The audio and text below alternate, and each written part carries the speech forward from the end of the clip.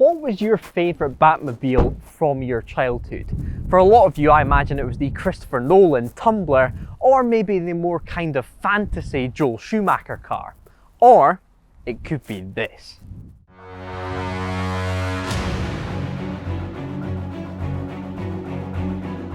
This is a 1989 Batmobile from the Tim Burton movies featuring Michael Keaton as Batman, an underrated Batman in my opinion. It's not the real thing, but it is one hell of a replica. The best thing about it is that it isn't just a showpiece, it is a working car.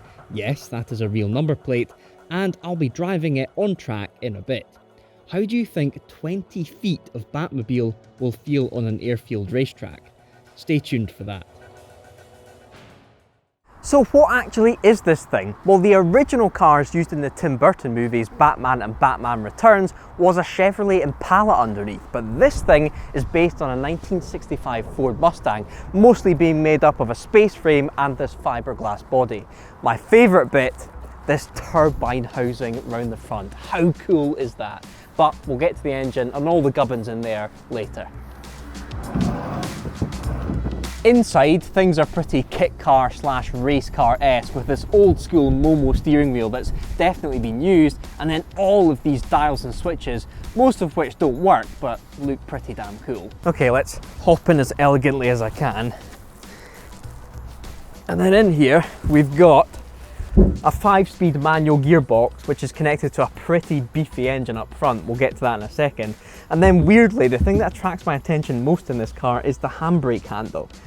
I've seen this in a car at some point, but I can't for the life of me remember where that's come from. Someone in the comments will definitely know. Tell me down below what car this handbrake comes from, because it's driving me insane.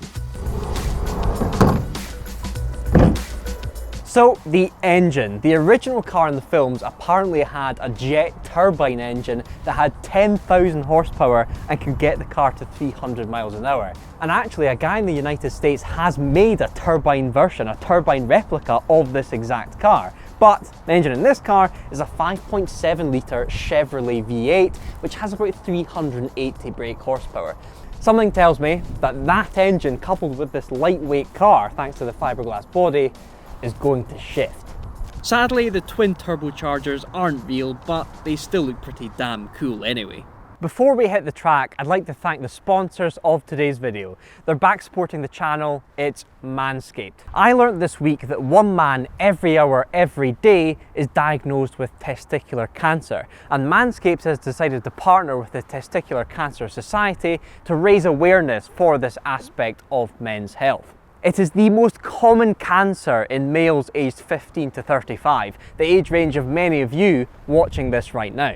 For every performance package kit that Manscaped sells, they'll be giving a contribution to the Testicular Cancer Society, meaning that not only will you have the best kept undercrackers in your neighbourhood, you'll also be contributing to an awesome cause. Click the link in the description below and use the discount code TRIBE20 to get 20% off your kit, which includes these awesome boxers and also free shipping. And once you've used the Lawnmower 3.0 ball deodorant and ball toner to clean yourself up, click the second link in the description to check how to easily check yourself for the early signs of cancer and take care of your pair. A slightly more serious ad read today, but I think you'll agree, a very worthy one. Okay, let's hit the track.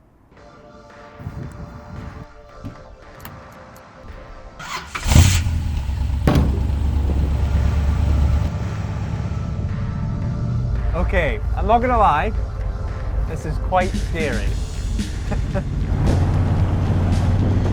Definitely gonna take it easy as it warms up.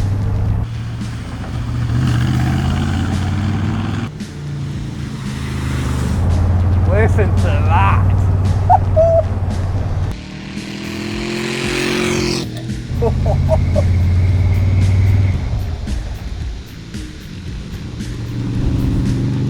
That V8 though. That is the sound. Let's test the brakes. Oh wow, okay. That is a long brake pedal.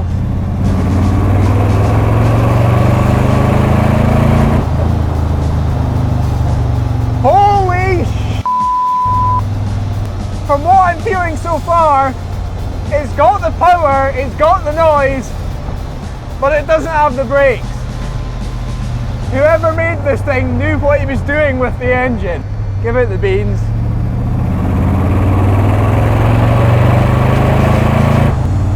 Now I will admit, the Batmobile for me is the Tumbler. I love the Christopher Nolan movies, but my God, is this thing cool. Annoyingly, I'm not really tall enough for this car. I reckon the guy that made this was definitely over 6 feet tall. I guess Batman's over 6 feet tall. I don't think there's such a thing as a 5'10" Batman, really. Did I think this car was going to be easy to drive? No. Is it easy to drive? No. Is it fun to drive? Yes. The one thing about a 5.7-litre engine is that it guzzles fuel. We're running out of it. I think that'll have to be it for today. What a thing.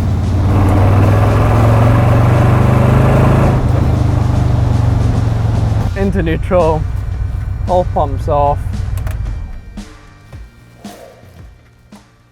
And the smell of that V8 engine. Thank you, Bonhams. This 6 metres of movie madness is soon to go under the hammer with no reserve. Bonhams expects it to go for between £20,000 to £30,000, so it's either this or a brand new hot hatch. But put it this way, this thing will get you more attention than any £1 million supercar while driving down your high street. So if you're that sort of person, this thing is an absolute bargain.